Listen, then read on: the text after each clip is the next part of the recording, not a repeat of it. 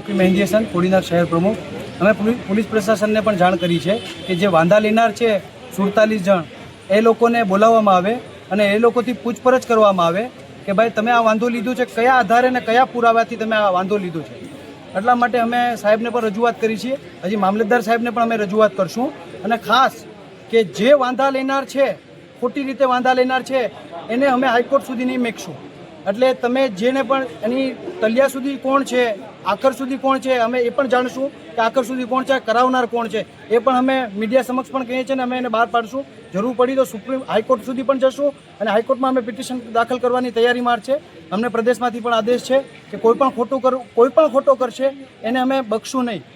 કાયદામાં રહેશે એ જ ફાયદામાં રહેશે. એ બોલવાવાળા માટે પણ એટલું જ લાગુ પડે, સાંભળવાવાળા માટે પણ એટલું જ લાગુ પડે. એટલે કાયદામાં રહ્યો એટલે ફાયદામાં રહેશો. અમે જે પણ લીગલ પ્રોસેસ થશે અમે કરશું. કેટલા લોકોના નામ કમી કરવામાં આવ્યા છે? કુલ 6722 લોકોના નામ 47 થી 48 જણાએ નામ વાંધા અરજી રાખેલી છે.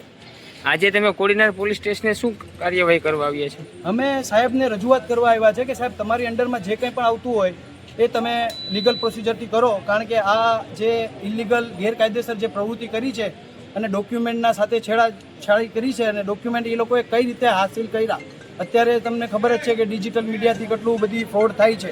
તો આ લોકોએ અમારા ડોક્યુમેન્ટ કઈ રીતે હાસિલ કર્યા અને આવી ખોટી ફરિયાદ શું કામ, જે વાસ્તવિકમાં ત્યાં લોકો રહે છે ને એની પર ખોટી ફરિયાદ શું કામ કરી છે? તમારી માંગ શું છે? અમારી માંગ એવી છે કે સાહેબ આ લોકો જે 47 જણા છે એણે જે ગેરપ્રવૃત્તિ કરી છે, ગેરકાનૂની પ્રવૃત્તિ કરી છે, એની પર લીગલ એક્શન લે. અને મામલે પીઆઈ સાહેબ વતી અમે પીઆઈ સાહેબને કહ્યું છે કે ભાઈ તમે મામલેદાર સાહેબને પણ આ બધી વસ્તુની જાણ કરવા વિનંતી. જે કે અમે